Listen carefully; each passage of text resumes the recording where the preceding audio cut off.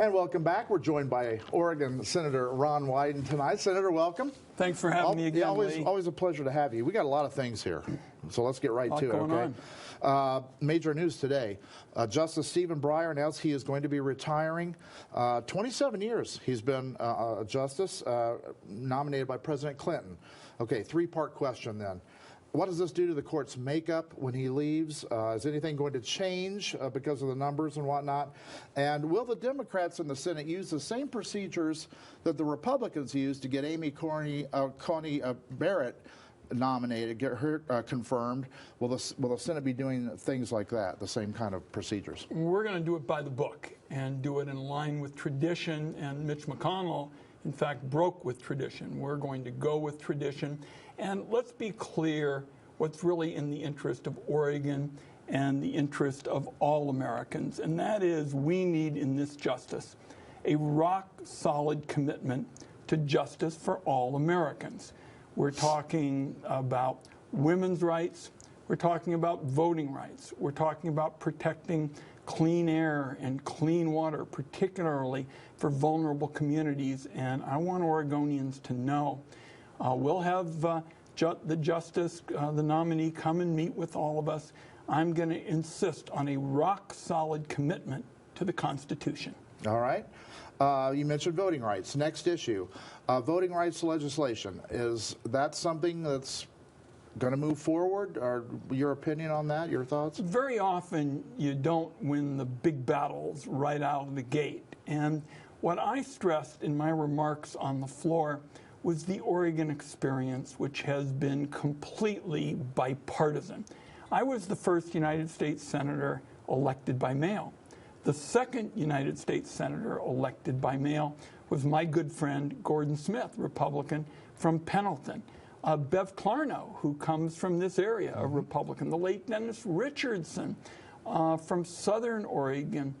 He always used to smile at me and say he was about as conservative as you can get. And then he would say, I told Donald Trump he was wrong, that vote by mail isn't riddled by fraud. So what I'm hoping for is that we can get a return to the kind of bipartisanship that Oregon has showed.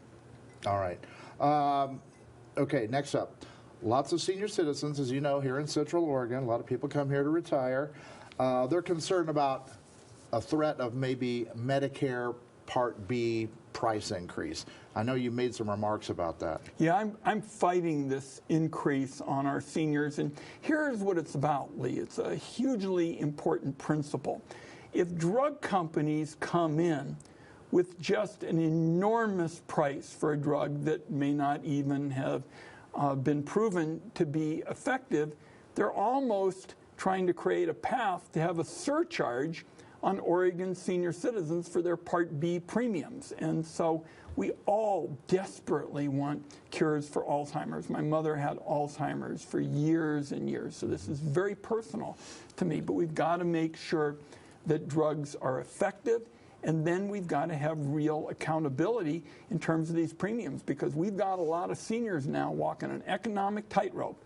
They're balancing their food costs. The food costs, we all know, have gone through the stratosphere against other essentials they have to buy. And I'm going to really fight the Department of Center for Medicare and Medicaid Services to make these companies and others justify rate hikes. Okay. Let's stay with the high prices for just a second. There's some talk now of maybe interest rates get raised by the Federal Reserve. Is that going to help this inflationary period that we're in? And a follow-up question, are these high prices and inflation going to hurt your party when it comes to the midterm elections? Well, let's deal with the second one. The best politics is doing good policy. So, for example, on inflation, there are two areas that I think Congress can work on to help tamp down this inflation. One is to cut costs. When you cut costs, like on prescription drugs that we just talked about, that is a real antidote to inflation. The second is to increase productivity. So, for example, I've been working with trucker groups to help get more people out driving those trucks. In the bipartisan infrastructure bill, there's a pilot project to make it possible for younger people to start careers in trucking consistent with safety. If you really want to make a difference in terms of public service, the Congress, for example, in terms of reducing inflation, cut costs, increase productivity. Okay. Let's talk about some world affairs right now. Russian troops amassed on the border with Ukraine. Today, a written response was sent from Washington to Moscow. Not a negotiation per se, but maybe an outline, a blueprint of something that they could talk about. And, well, it's a diplomatic step anyway. Your thoughts? Obviously, Putin's trying to throw his weight around. He's in trouble at home. His domestic ratings are not very solid. Every time he can advance on the world stage and look like he's pushing everybody around the United States, he's pushing NATO around, it helps. I favor upping the ante, and particularly going after the oligarchs. And there ought to be much stronger sanctions, so you send a message to the most powerful people in Russia. What would you say? Is this going to come to conflict, or what I would say is that we know how important it is to deter Russian aggression, and that's why I've said upping the ante with respect to sanctions, so that today there was discussion even of having these strong sanctions apply to Putin directly. So I'm for upping the ante. We're going to have to do what it takes to deter aggression. Okay. We could go on and on about that. We'll move off that. Lastly here, my last question here. The Ball Corporation decided that they wanted to put a minimum order on all breweries, small breweries that they weren't contracted with, from going from 200,000 on an order to 1 million. If I'm a small brewer, how am I ever going to pay for that? Well, that was it. And I stood up for the small brewers. I wrote the Craft Beverage Modernization Act that cut their excise taxes.